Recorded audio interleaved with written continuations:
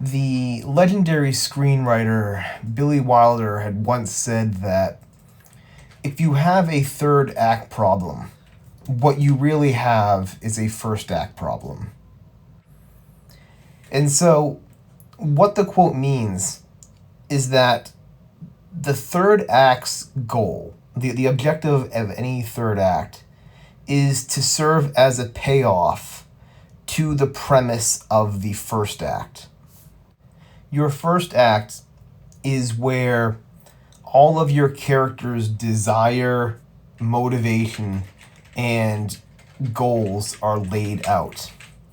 And the third act is simply your character achieving them or not, or having some sort of causal result from trying to achieve those goals. So if you get to the third act of your novel, of your screenplay, whatever you're working on, and you realize, hey, this ending kind of sucks, this ending, it's not making sense, this ending is a mess, it's most likely attributed to the fact that your character's desire and goals are not well established at the beginning and in the first act. Because if they were, what you would need to do for the payoff in your third act would more or less be clear to you. A sort of simple analogy is that your story is, you can think of it almost as a sort of a science experiment, where the third act is the chemical compound result, and the first act is the chemicals that you are combining. If you combine a bunch of chemicals and there's an explosion, the result's like an explosion, you wouldn't blame the outcome. You don't blame the explosion. You look back at what chemicals you mixed, how you laid everything out, and you reevaluate and you see, okay, that's the error. That my science lab exploded because I mixed the wrong chemicals, I put the wrong combination, what have you. But you don't look at the explosion and you don't say, well, that I gotta fix the explosion. It's, you gotta fix what goes into it to make the explosion the problem. And it's the same thing with your stories. You don't necessarily blame the ending. You blame that the start of your book didn't set up a viable ending for you to achieve.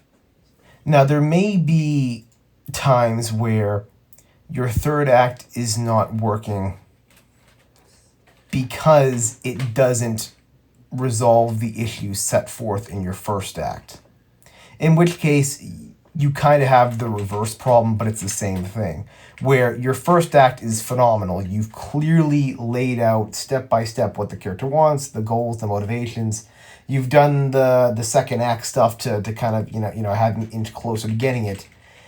And then your third act just simply isn't paying off that initial premise. In which case, your third act problem, is indeed a third act issue, but all you have to do is just look back to your initial promise of the first act, and then you'll know more or less how to fix it. In either scenario, it's simply a matter of looking at what your first act makes as a promise, and then making sure your third act fulfills it. And so that's it. That is the lesson, the writing lesson for the day. Relatively short, didn't require a whole lot of nuance to understand this.